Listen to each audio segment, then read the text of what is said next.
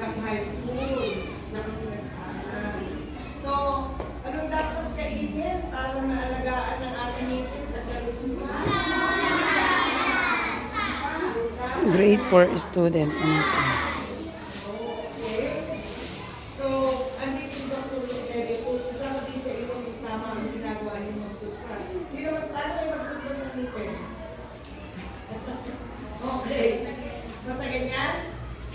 Okay, tuturuan kayo ng tama para maiwasan na yung nasira, maano yung dilagit.